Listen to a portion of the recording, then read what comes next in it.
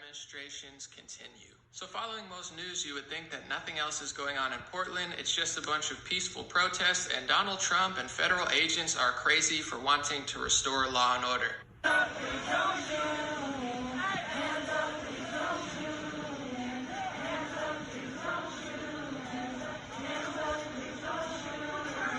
But just a few days ago, they literally broke into the Portland Police Association office and lit the building on fire. And a lot more is happening than just those moms holding hands. Take a look.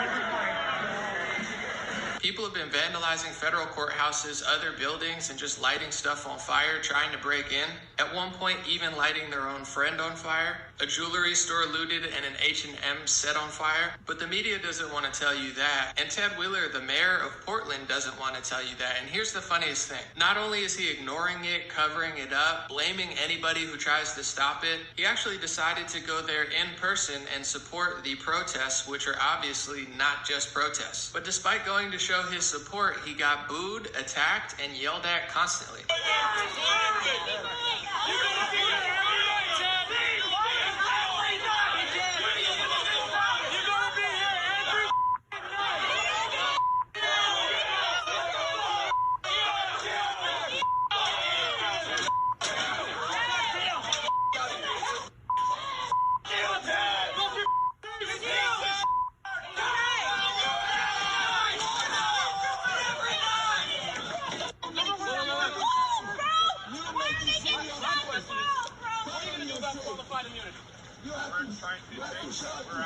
Because police are civil servants. They serve us. So why do they need qualified? They never. Okay, and my question is, what else are you going to do about this? That's your tear gas right there. Please don't touch him. That's your tear gas right there. Don't touch him. He came out here. He's late. He's late. Right? He's late. There's a message to be learned here. The mob is never going to like you. They're never going to care. Even if you bow down to them, even as a Democrat, progressive, far left-wing mayor, you try to do everything that they want, show support for them, cover up their crimes, and they still hate you. I saw that in Minneapolis when left-wing Mayor Jacob Frey went to the protest and got booed and told to go home. He's up for re-election next year.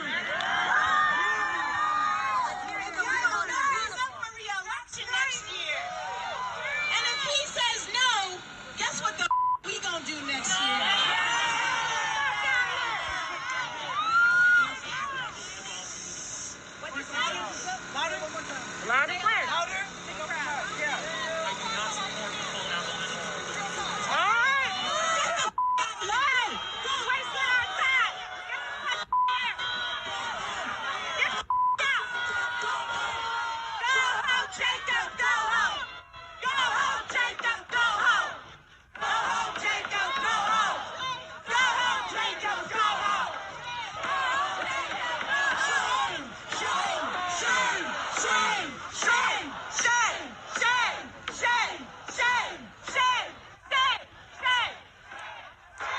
America feel bad for these people, but they're getting exactly what they deserve. They bow down, they let lawlessness take over their city, they let dozens of businesses and federal buildings get destroyed. In Minneapolis, it looks like somebody actually died in one of the fires. And then after purposely not protecting their city for political reasons and acting like they don't even see it, it didn't even happen, then they ask for federal money after they let their own city get destroyed. These people are disgusting and wicked, but I guess people hate the president so much that they're willing to ignore anything. The Overton window has moved so far that almost nothing matters anymore. It's disgusting. I hope people break out of their mind control and brainwash soon. And back to the mayor of Portland, Ted Wheeler.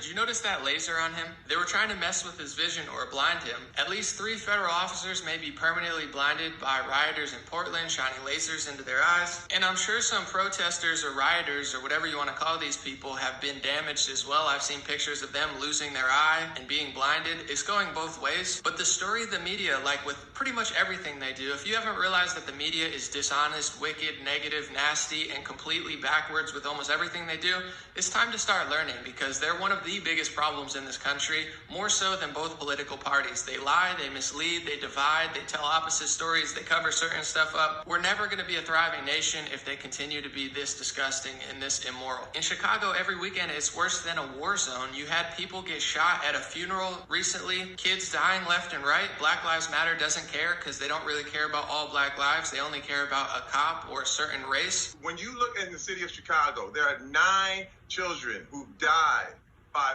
gun violence, by black-on-black gun violence, from June 20th all the way to today.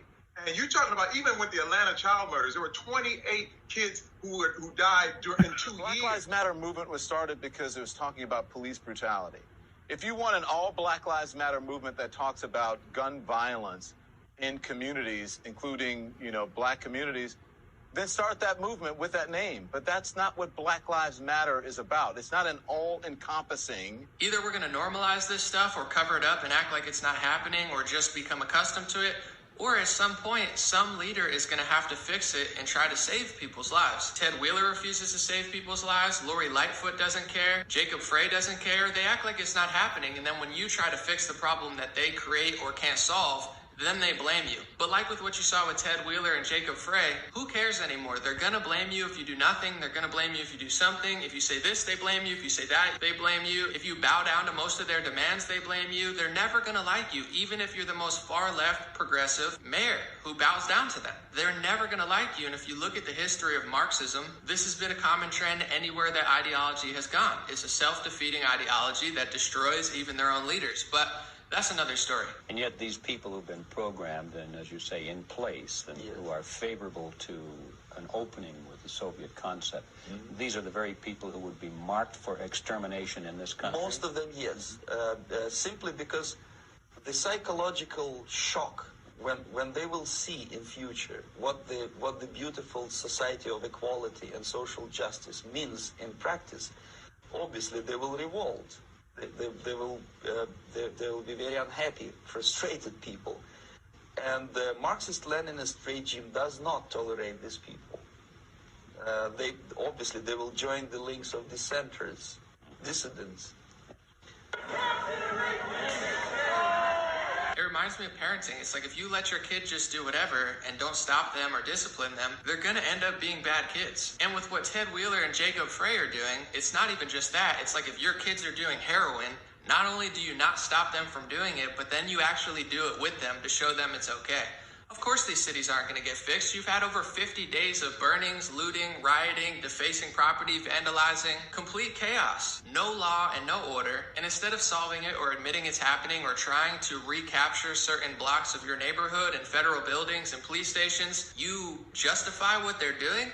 Of course it's never going to stop. Of course some moms and some people are peaceful protesters. I would say maybe even a majority of them are. There's tens of hundreds of thousands of people who aren't. And if you're not concerned about that and you don't admit it, then you're just a liar. Burning, vandalizing, domestic terrorism, destroying federal buildings, lighting stuff on fire, and in many cases committing murder is not protected by the First Amendment. However, even epidemiologists and these health experts are bending over backwards to justify what is not just a protest. These people are sick. And recently, Michelle Malkin tried to have a peaceful Back the Blue pro-police rally, which is protected by the First Amendment, and ended up getting attacked. And according to her report, the police were told to stand down. So no First Amendment if you're right-wing. Protesting the lockdown order is dangerous if you're right-wing.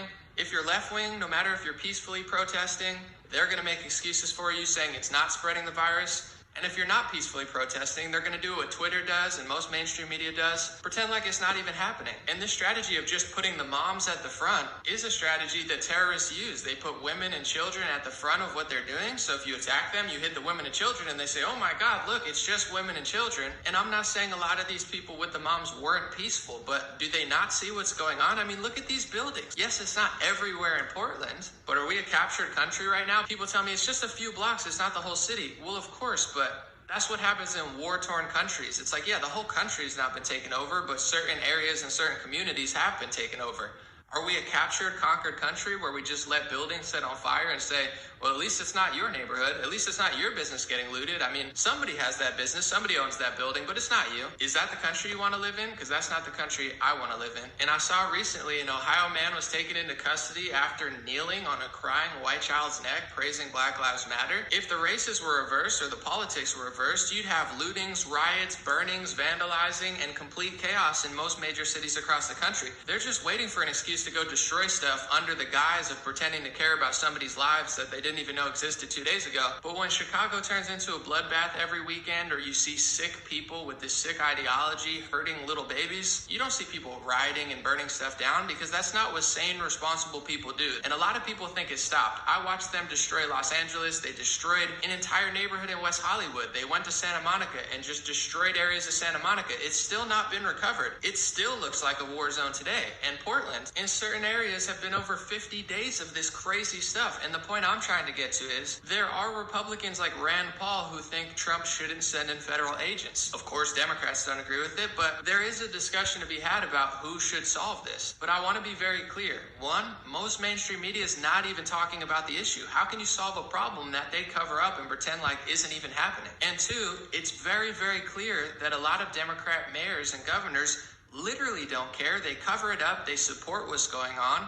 They have no plans of stopping it. They don't want to allow their police to do their jobs. In fact, they want to cut resources, money, and numbers for these police officers so they have even less of a chance of stopping this. So at a certain point, I don't care if you're libertarian Rand Paul or a Democrat, if Trump or federal agents don't do it, it's probably not going to get done. So if you just want to watch major cities get conquered, crime to surge, and then they say, surging crime is a right-wing conspiracy theory, or it's a horrible topic that's racist. It's like, do you not care about these kids getting murdered? I mean, it has nothing to do with politics. It's just a fact. But in general, either it's going to get done or it's not, because these mayors have their priorities screwed up and have no desire to fix the problem. And in general, if you're committing domestic terrorism against a federal building, burning businesses, vandalizing property, at a certain point legally, I would think that federal officers would be allowed to protect a federal building.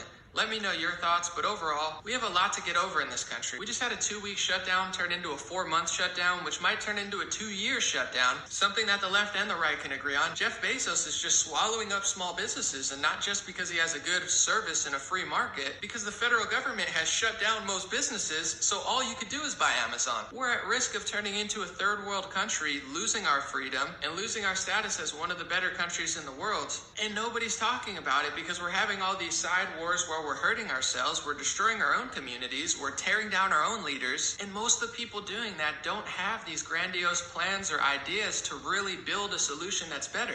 If you tear something down, you need to be able to build something better. But a lot of these people, all they know how to do is tear down and destroy. And a lot of this stuff starts internally. Gratefulness, appreciation, and treat others the way you want to be treated. If we don't start doing that on both sides of politics, whether it be the police or the protesters, we're going to have some serious problems in this country, like you're seeing now. But I just wanted to show the story that most media isn't. That was the reason for this. God bless you guys. I appreciate you. If you'd like to support, I have a Patreon where I can answer messages, patreon.com/raretalk. I answer all messages there. I have a Facebook supporter thing where I do live streams every month, and we do it privately with people who are supporters. But no worries, almost everything I do is free because I want people to see it. God bless you. Thank you for watching and sharing, and have a good day.